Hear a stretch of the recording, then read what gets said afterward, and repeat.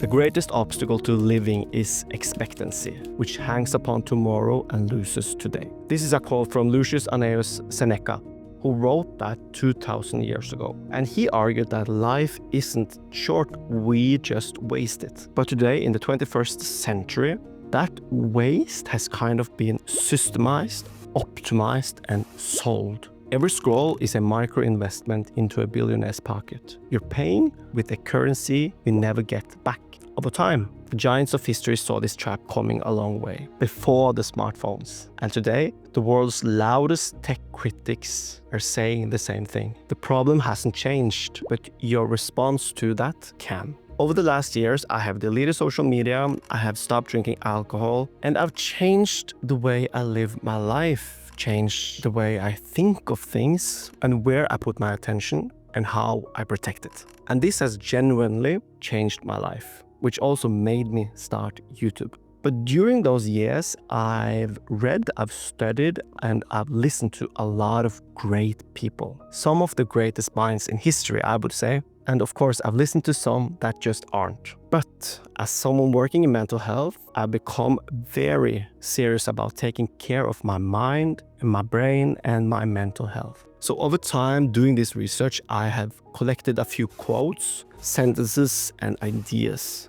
And in this video, I want to share with you some of the most important ones in the field of digital clutter. So here are 10 quotes that will fundamentally change the way you view your phone and maybe your life in 2026.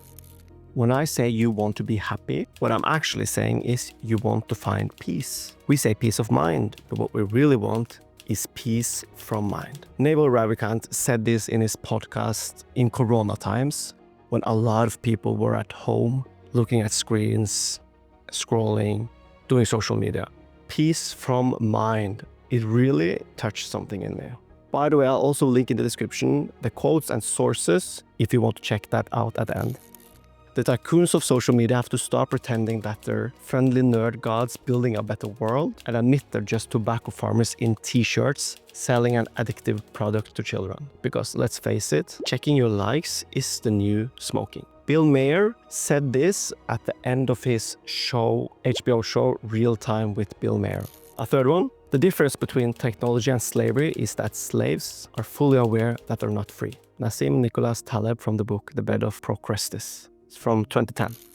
Concentrate every minute like you're a Roman, like a man, on doing what's in front of you with precise and genuine seriousness, and on freeing yourself from all other distractions. Marcus Aurelius from his book Meditations, which is actually his personal notebook. And Aurelius wrote this 2,000 years ago. He was one of the most powerful men on earth, and yet he also struggled with distractions. Let's say that the battlefield has just moved now into our pockets. Next quote. The urge to check Twitter or to refresh Reddit becomes a nervous twitch that shatters uninterrupted times into shards too small to support the presence necessary for an intentional life. This is from Cal Newport from his book Digital Minimalism, Choosing a Focused Life in a Nosy World. And it's all about just being more intentional with where you put your focus. And you can also just change Twitter and Reddit with TikTok, Instagram. You can choose your poison and just take out Twitter and put it in there because it is the same. Okay, this one, the only people who refer to their customers as users are drug dealers and technology companies. I think actually I started to hear this when I was starting to use Facebook back in 2008 or 9 or something, because they're always called us users. But the epiphany of this I really started to realize as I started to move away from using it. And that's the thing. We are just users, but we can use it to our advantage or we can let us use us. And that is what I feel is the difference right now. This quote was actually from Edward Tuft, The Social Dilemma, by the way. If you found some value so far, consider subscribing. It really helps my channel grow and I appreciate it.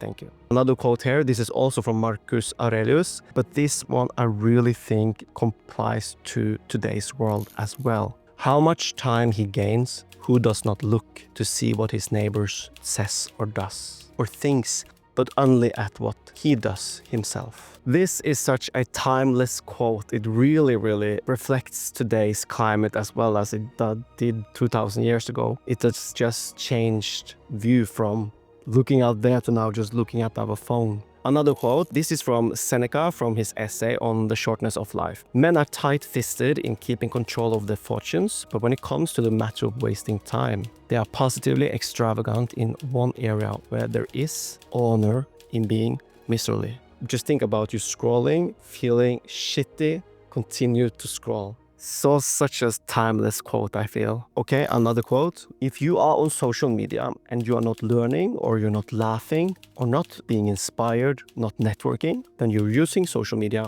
wrong. Germany Kent from the Hope Handbook from 2015. This is kind of, I feel like this is a good quote, but it also, I feel 2015, 2026 now, something has changed because there was a really big change in social media in 2010, 2012. Are we networking on social media that much anymore? But if you're not getting inspired, I would say, if you're not using it to be inspired, if you're just using it to scroll, you're using it wrong. I would say be honest with yourself. When was the last time you truly felt inspired? Let's say you were scrolling an hour. When did you feel inspired the last time? And when did you act on that energy? Because I would also add that if you're using social media to be inspired but never act on it, you're not consuming content, it's consuming you. Every scroll leaves you a little more empty until the day comes where life itself has lost its colors. I think this is really true because I know a lot of people, when I am around them, like they can mid-conversation just take up their phone and start to scroll. That means that being around people isn't giving them enough anymore. And since we are built for human connections, something fundamental in our brains has changed when we think that we need the phone more than the humans around us. Okay, another one here. Social media does not only snatches your time, but it also teaches you attention deficiency. This is from Nerai Agnihotri. I think I pronounced that correctly. It's from the Artist's Guide to Liberation from Procrastination. Procrastination. It's the name of the book. It's from 2018. And this really ties into what I just said, attention deficiency, because we struggle to just be present with people, struggle to just do tasks. I think this is such a good quote. So let me just say that from a science perspective, when you scroll, your brain's prefrontal cortex, the part responsible for our focus and our long-term planning, this part is effectively being hijacked. And I think a lot of people is starting to realize this, but if you're just viewing this for the first time right now, maybe that sounds like what a crazy person would say, but I think if you just would stop and view your relationship with your phone, I think you would also realize that it's probably not the healthiest. And let's also just talk about the FOMO, because basically FOMO is a survival mechanism. It's just a survival mechanism that's gone wrong. Your brain is wired to scan for threats and opportunities. It does this kind of in its little tribe, but because the algorithm knows how to use our instinct against us, it has kind of weaponized this. So every time you see a notification or you see a perfect life on the screen, if you use your phone, your brain releases a hit of dopamine. It just makes you want to use the phone more. After that, it's followed by a cortisol spike, which is also the stress hormone. You end up in this negative feedback loop. After a while, you just continue to do it because you want to feel better, but you're feeling worse, so you continue to do it because you want to feel better. And you aren't just looking at photos, you are trapped in a high-speed chemical loop of anxiety, and you're trying to get a little bit of a reward. And we are teaching our brain that now, present moment, is never enough, and that here around is never where the action is. That the only way to feel a little bit alive is to use this. And you can battle your way out of that, and you can do that by becoming more aware of it. And I hope that I did that by letting you know about some of my favorite quotes in this field. And to end the scrolling and reclaim your focus, I think that if you are unsure where to start, please start with this video right here. Until next time, stay curious.